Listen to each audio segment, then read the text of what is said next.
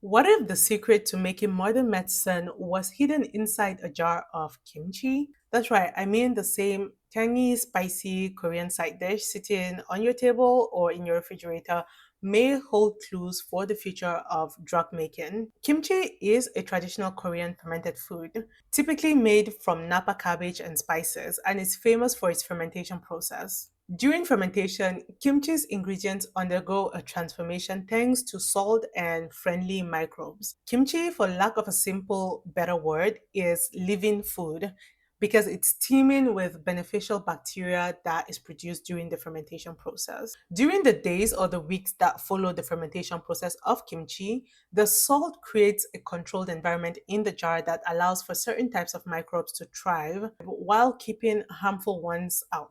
And so, this simple principle of controlled microbial transformation that makes kimchi delicious is also applied in biotech labs to create life saving drugs. In a kimchi jar, salt and an airtight lid create a perfect microenvironment for good bacteria. And in a lab, a bioreactor plays a similar role, only with much more precision. A bioreactor is basically a big sterile fermentation tank where scientists grow cells or microorganisms. Within these tanks, they rigorously control every factor from nutrients to temperature to oxygen, pH, and even stirring speed.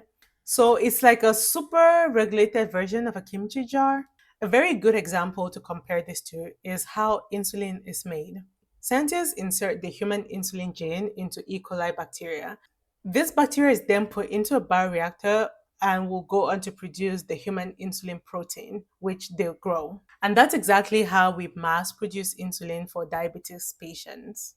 Another example of a drug that draws from how kimchi is made is how we produce the hepatitis B vaccine protein and other complex drugs. The real kicker behind this is not the kimchi itself or the ingredients or the bioreactors.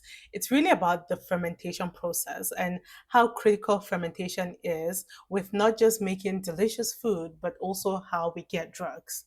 Scientists have even observed that with fermented herbal medications, labs can increase the content of active ingredients and even convert certain compounds into more potent versions of their original compounds. So, fermentation can take a raw ingredient that is less active and naturally transform it into a more active one. And so, the way that we're getting some very life saving drugs and even certain types of cancer medications is this blend of ancient wisdom and modern science.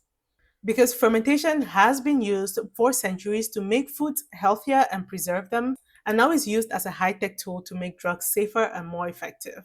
In fact, the very first antibiotic, which we now know as penicillin, was mass produced in the 1940s by growing penicillium mold in fermentation vats.